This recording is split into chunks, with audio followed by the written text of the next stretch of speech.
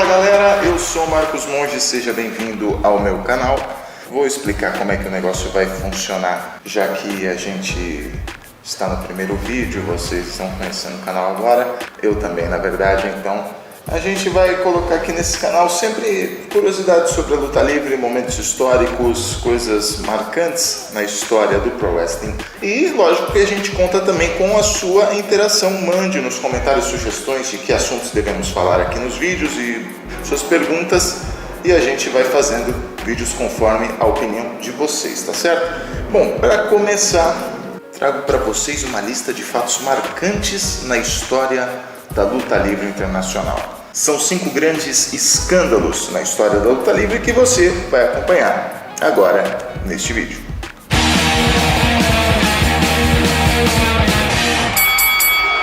Isso aconteceu durante uma turnê da finada WCW pelo Reino Unido no ano de 1991.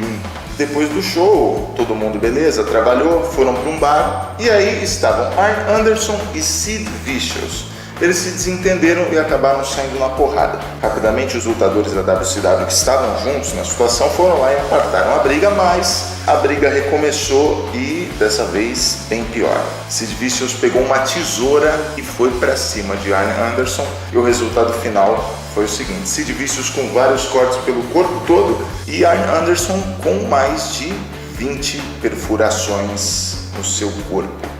Um dos lutadores que testemunhou toda essa confusão foi o conhecidíssimo lutador Vader, que lembrou sobre o que aconteceu. The next thing I know, there was a fight and a ruckus, and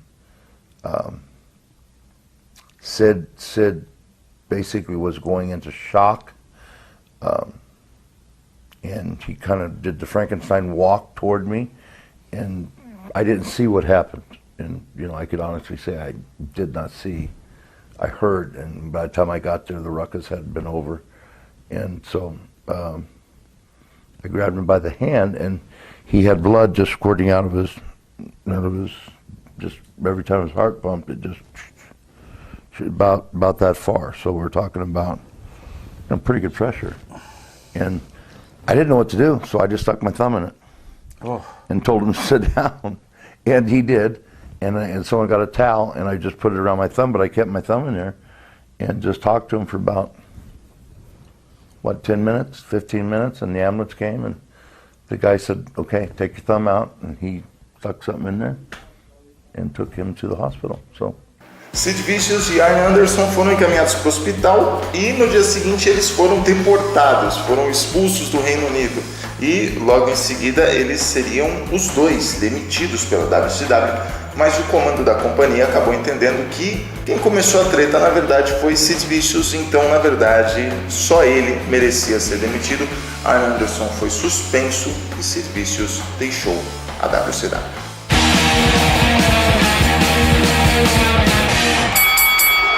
Em 1991, Hulk Hogan, Roddy Piper, Rick Martel, Brian Blair e Dan Spivey, eles tiveram que testemunhar contra um médico da WWF que foi pego com a boca na botija distribuindo esteroides para lutadores. Until last June, Dr. George Sahorian was the ringside physician for the Pennsylvania State Athletic Commission.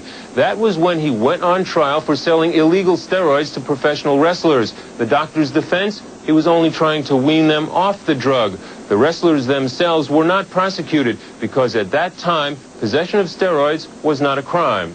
2 anos depois, em 93, Vince McMahon acabou sendo indiciado também por distribuição de esteroides, já que ele tinha envolvimento com um médico que era da WWF. E aí ele encarou uma ação que, caso ele fosse condenado, poderia pegar uma prisão de até 8 anos e, além disso, uma multa de $500 mil.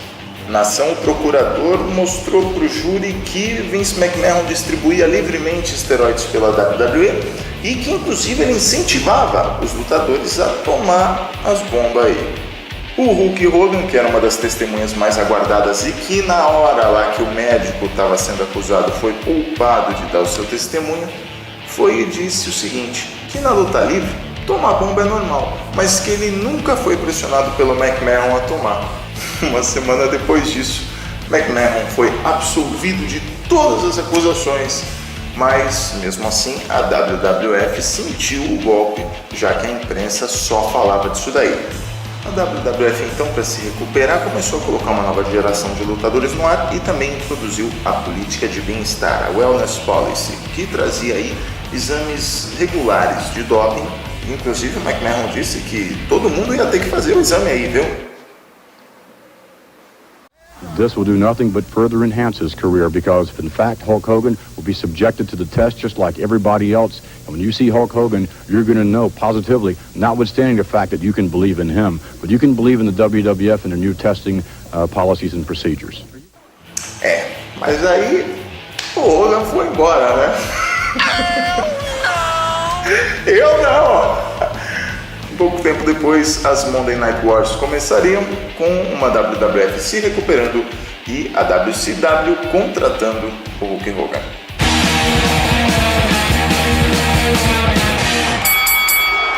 O ano é 1998. Owen Hart está seguindo sua carreira na WWE quando de repente lhe é proposta uma storyline onde ele teria um affair com cenas tórridas de romance com a sua manager Debra. A gente estava no meio na época da Attitude Era, então rolava todo tipo de história maluca. Attitude Era, se você não conhece, dá uma pesquisada no YouTube. Só tem maluquice, cara. As histórias mais hardcore ou também as histórias mais controversas aconteceram na Attitude Era. E o Owen Hart, que era um cara casado e, segundo os rumores na época, não estava num casamento muito bom com a sua esposa, decidiu recusar a storyline. A WWE então decidiu punir Owen Hart e lhe deu o personagem Blue Blazer, uma espécie de herói mascarado, totalmente comédia, zoado pra caramba, pra ridicularizar o cara mesmo. Em 99, veja só, Blue Blazer foi escalado contra The Godfather numa luta valendo o título. É isso mesmo, no pay-per-view Over the Edge, era o cinturão intercontinental que estava em jogo. E aí no evento o Blue Blazer ia fazer uma entrada especial, como ele já tinha até feito uma vez, e mais ou menos no esquema que o Sting fazia, descer pendurado por uma corda em direção ao ringue e tal, meio rapel, meio sei lá como é que se chama isso daí. Só que no final, como ele já tinha feito, ele dá uma enroscada nas cordas tal, porque ele é um cara atrapalhado, e aí o adversário dele vai lá tal, ele solta o gancho, cai de cara. E para que isso acontecesse, deram para ele uma espécie de gancho especial nas cordas que ele podia soltar facilmente para que no momento certo ele fizesse a queda durante a sua entrada na luta contra o The Godfather. Mas durante a preparação disso tudo, enquanto estava rolando algumas promos lá para o pessoal de casa, para o pessoal da arena que via pelo telão, de alguma forma o Owen Hart se soltou dessa corda e acabou caindo de uma altura de 24 metros. Isso dá mais ou menos um prédio de 8 andares. Ele acabou caindo logo de peito na terceira corda, caindo no ringue logo em seguida, inconsciente. E é aquilo, a queda ocorreu no meio de um pay-per-view ao vivo, rolando. O pessoal em casa só não viu o que aconteceu porque na hora estava rolando um vídeo com algumas entrevistas, inclusive do próprio Blue Blazer falando do Godfather. Mas todo mundo que estava na arena presenciou a tragédia praticamente no palco principal, né? Bem no meio, ali no ringue. Os narradores em espanhol da WWE na época estavam traduzindo as promos que estavam acontecendo para os telespectadores, então eles estavam com o microfone aberto e dá para ver que eles não conseguem segurar o espanto quando acontece a queda. Y mira, ahora tenemos la lucha por el campeonato intercontinental entre el Padrino y el Blue Blazer. ¿Y quién es el Blue Blazer? The Blue Blazer is back in the WWF because the WWF needs the Blue Blazer back. Y él dice, el Blue Blazer, que aquí hay que traer reformas. ¡Oh, no! ¡Oh, no! Why me? Because the WWF needs a superhero like the Blue Blazer. ¡Oh, no! Algo. ¡Oh, Dios mío! Amigos, estamos aquí en este momento, en vivo. El Blue Blazer tenía que descender desde lo alto, con la capa abierta, y aparentemente algo no ha funcionado como debía. se encuentra en este momento siendo atendido por personal médico. Yo lo que le pido a Papá Dios, Carlos, en estos momentos, al Señor Jehová, en el nombre de Jesucristo, que no suceda algo trágico aquí, Carlos, porque aunque el espectáculo tiene que continuar, todas las 18,000 personas que están aquí han vivido lo que ustedes no vieron en sus hogares, un momento trágico. El Blue Blazer quería hacer una entrada como un superhéroe, Carlitos, y de momento algo ha sucedido. Estamos súper preocupados, Carlos. Hay personal médico en este momento aplicando toda la ayuda necesaria a Blue Blazer. Primeros auxilios de resucitación siendo aplicados al Blue Blazer en esses momentos. Os paramédicos levaram Owen Hart até o Truman Medical Center, onde eles tentaram reanimá-lo por diversas vezes, mas os ferimentos foram demais, Owen Hart não resistiu e faleceu. A causa da morte foi hemorragia interna, causada por diversas contusões musculares. Assim que a notícia chegou, foi dever do Jim Ross transmiti-la para os fãs. Owen Hart was set to make an entrance from the ceiling, and he fell from the ceiling. And I have the unfortunate responsibility to let everyone know that Owen Hart has died. Owen Hart has tragically died from that accident here tonight. O pay-per-view simplesmente continuou. Embora Jim Ross tivesse dado a notícia, foi apenas no microfone para quem estava em casa assistindo. O pessoal da arena não tinha simplesmente noção nenhuma do que tinha acontecido. O evento nunca foi lançado em DVD e só em 2014 a WWE Network decidiu retransmitir o evento. A família Hart processou a WWE na altura e um ano depois a WWE foi sentenciada a pagar 18 milhões de dólares de indenização para a família.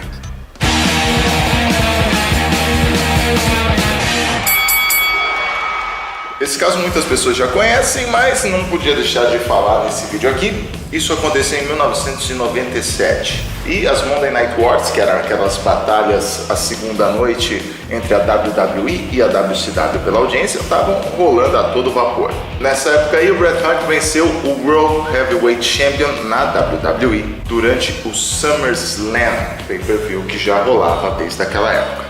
E aí tá, uma semana antes do Survivor Series, outro pay-per-view da WWE, o Bret Hart assinou um contrato com a WCW, onde ele começaria a trabalhar para essa companhia a partir de dezembro. O Vince não queria que o Bret saísse como campeão, né? Então ele propôs pro Bret Hart perder durante o evento o cinturão para o Shawn Michaels. Só que haviam dois pequenos problemas. Primeiro, Bret Hart odiava Shawn Michaels e a recíproca era verdadeira, os dois se odiavam. E o evento estava acontecendo em Montreal, no Canadá, no país de Bret Hart, e ele não gostaria de perder o cinturão em frente a toda a galera que iria lá só para vê-lo no main event. Então ele recusou essa proposta aí de perder pro Shawn Michaels e beleza. O Vince falou, então tá bom, vamos combinar aqui uma desclassificação, você não perde o cinturão e no programa que vem, sei lá, a gente combina um jeito de você perder esse cinturão aí, tá bom? Tá bom, beleza, tudo tranquilo. Mas eu acho que nesse momento veio na cabeça de McMahon o que aconteceu com a sua lutadora Alundra Blaze, que saiu da WWE, foi pra WCW, sendo a campeã feminina da WWE. E aí aconteceu o seguinte. Medusa, always have been Medusa, and always will be Medusa. This is the WWF Women's Championship belt. Whoa!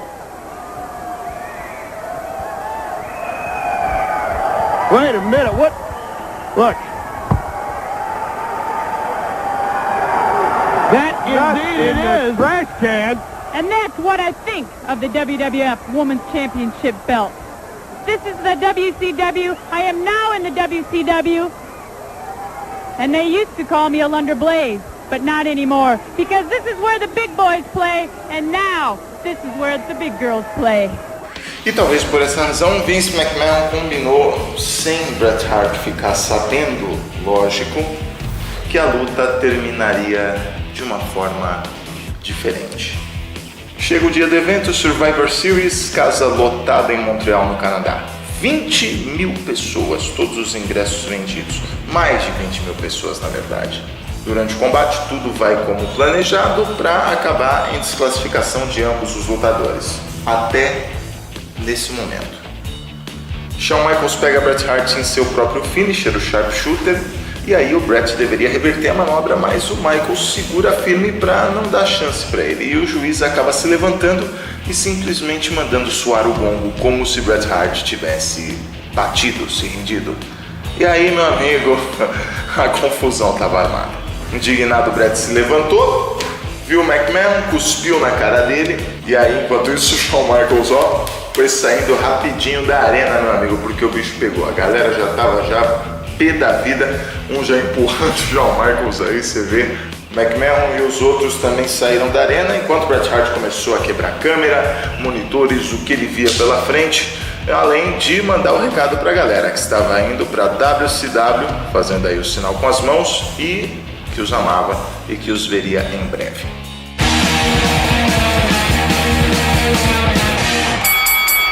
Bom, depois de 2007 e 2008, começou a aparecer um monte de notícia, muitas especulações sobre Jeff Hardy e o abuso da parte dele de drogas, álcool, essas coisas aí. Inclusive até eu falei sobre Jeff Hardy já na época.